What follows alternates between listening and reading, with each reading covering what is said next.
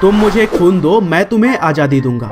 इस तरह के क्रांतिकारी नारे लगाने वाले भारत के महान देशभक्त नेताजी सुभाष चंद्र बोस एक ऐसे नेता थे जिन्होंने हर भारतीय के मन में स्वराज की चाह जगा दी।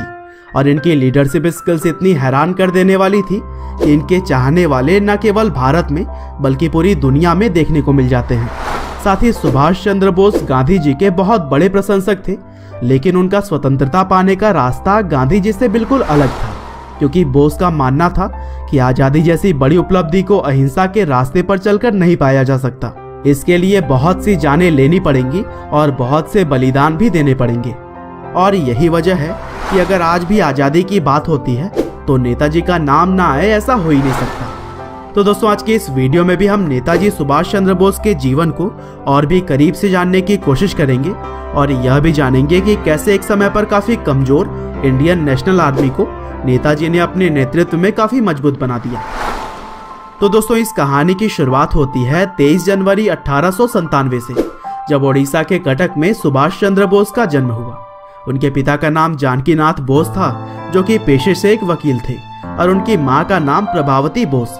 और इसके अलावा उनकी फैमिली में उनके 13 और भी भाई और बहन मौजूद थे। और दोस्तों, सुभाष चंद्र बोस शुरू से ही पढ़ाई लिखाई में बहुत दिलचस्पी रखते थे और इसीलिए स्कूल के समय से ही वह सभी टीचर्स के फेवरेट थे। उन्होंने अपनी शुरुआती पढ़ाई प्रोटेस्टेंट यूरोपियन स्कूल से पूरी की और फिर साल 1913 में मैट्रिक में सफल होने के बाद से उनका एडमिशन प्रेसिडेंसी कॉलेज में करवा दिया गया। और सुभाष चंद्र बोस बचपन से ही विवेकानंद और रामकृष्ण के विचारों से काफी प्रभावित थे और इन्हीं महापुरुषों के विचारों से प्रेरित होकर बोस को यह लगने लगा कि उनके पढ़ाई लिखाई से ज्यादा देश के हित में काम करना जरूरी है। और उस समय ब्रिटिश सरकार का शासन था, जो कि भारतीयों पर जुल्म ढाने में थोड़े भी पीछे नहीं रहते थे। और अपने आसपास हो रहे जुल्मों को देखकर सुभाष चंद्र बोस के मन में भी स्वतंत्रता की चिंगारी ने तेजी पकड़ ली। और इनकी देशभक्ति का पहला नमूना तब देखने को मिला जब यह अपने एक प्रोफेसर के द्वारा भारतीय लोगों के खिलाफ बोले जाने पर उनसे लड़ गए थे। और फिर कुछ साल के बाद 1918 में बोस ने यूनिवर्सिटी ऑफ कलकत्ता के स्कॉटिश चर्च कॉलेज से बीए की डिग्री हासिल की। हालांकि अब सुभाष चंद्र बोस देश की सेवा में लग जाना चाहते थे, लेकिन उन्हें अपने पिता के दबाव में भारत को छोड़कर इंग्लैंड जाना पड़ा, क्योंकि उनके पिता चाहते थे कि वह कोई अच्छी सी जॉब करें। और फिर कैम्ब्रिज के एक कॉलेज में पढ़ाई पूरी करने के बाद इंडियन सिविल सर्विसेज के एग्जामिनेशन में उन्होंने 4th रैंक हासिल की। लेकिन इतनी अच्छी रैंक होने के बावजूद भी उन्होंने यह नौकरी ठुकरा दी, क्योंकि उन्हें ब्रिटिश सरकार के अंदर नौकरी करना मंजूर नहीं था। और फिर भारतीय लोगों के दिलों में आज़ादी की आशा जगाने के लिए उन्होंने एक न्यूज़पेपर प्रिंट करना शुरू किया, जिसका नाम था स्वराज। और इस समय उनके मार्गदर्शक बने उस समय के एक महान नेता चित्तरंजन दास, जो कि देशभक्ति से भरे हुए भड़काऊ भाषण देने के लिए जाने जाते थे। और फिर सुभाष चंद्र बोस के काम को देखते हुए उन्हें 1923 में ऑल इंडिया यूथ कांग्रेस का प्रेसिडेंट चुन लिया गया।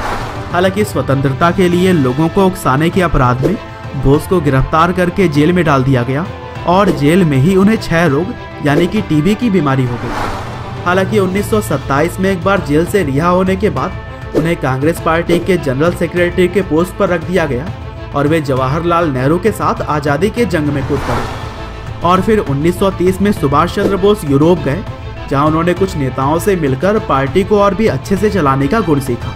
और इसी दौरान उन्होंने अपनी किताब द इंडियन स्ट्रगल को भी पब्लिश किया।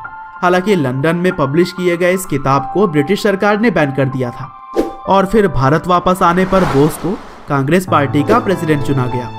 हालांकि अहिंसा के रास्ते पर चलकर आजादी पाने की सोच रखने वाले गांधी जी सुभाष चंद्र बोस की हिंसा से भरी नीतियों को पसंद नहीं करते थे। और यह बात जब सुभाष चंद्र बोस को पता लगी, तब उन्होंने कांग्रेस प्रेसिडेंसी से इस्तीफा देना ही ज्यादा सही समझा। और फिर इसके बाद से सुभाष चंद्र बोस ने पूरी दुनिया में घूम घूम कर भारत के लिए समर्थन की मांग की, जिसकी वजह से ब्रिटिश सरकार पर दबाव बढ़ने लगे। और फिर दूसरे विश्व युद्ध में ब्रिटिश सरकार चाहती थी कि भारत की आर्मी भी उन्हीं के समर्थन में युद्ध लड़े, लेकिन नेताजी ने इस फैसले का जमकर विरोध किया, क्योंकि वह नहीं चाहते थे कि ब्रिटिश सरकार की जीत के लिए भारतीय जवान अपनी जान खतरे में डालें। हालांकि यहाँ पर एक बार फिर से नेताजी सुभाष चंद्र बोस को जेल में डाल दिया गया, लेकिन जेल जाकर भी वह चुप नहीं बैठे और वहीं पर भूख हड़ताल की और इसीलिए उन्हें 7वें दिन ही जेल से रिहा कर दिया गया। हालांकि जेल से बाहर आने के बाद बोस को उन्हीं के घर में CID के देखरेख में नजरबंद कर दिया गया था, लेकिन इसके बावजूद 16 जनवरी 1941 को पठान का हुलिया बनाकर वह सीआईडी को भी चकमा देने में कामयाब हो गए और फिर भारत की आज़ादी के लिए वह ब्रिटिश के दुश्मन देश जर्मनी के लिए रवाना हो गए। और फिर यहाँ पर हिटलर ने उनसे भारत को समर्थन देने का वादा किया। लेकिन जब विश्व युद्ध में जर्मनी की हार होने लगी तब एक सबमरीन से सुभाष चंद्र बोस जापान चले गए और फिर उनके मजबूत इरादों को देखते हुए उस समय जापान के प्रधानमंत्री ने भी भारत के सहयोग करने की बात कही और फिर जापान के साथ मिलकर नेताजी ने आज़ाद हिंद फौज की स्थापना की, जिसे कि लोग INA या फिर इंडियन नेशनल आर्मी के नाम से भी जानते थे। और फिर साउथ ईस्ट एशिया में रह रहे भारतीयों के सहयोग से INA की सेना में मजबूती आई और इसी दौरान नेताजी सुभाष चंद्र बोस ने तुम मुझे खून दो मैं तुम्हें आज़ादी दूंगा जैसे भड़कीले मगर उत्साहित करने वाले क्रांतिकारी नारे लगाकर भारतीयों में ब्रिटिश सरकार के खिलाफ लड़ने की इच्छा और भी बढ़ा दी।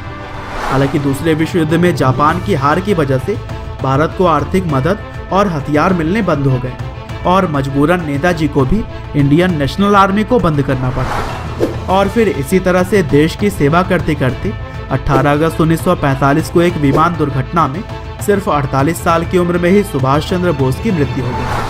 हालांकि उनकी लगाई हुई स्वतंत्रता की चिंगारी ने भारत को कुछ साल के बाद ही यानी कि 1947 में आज़ादी दिला दी।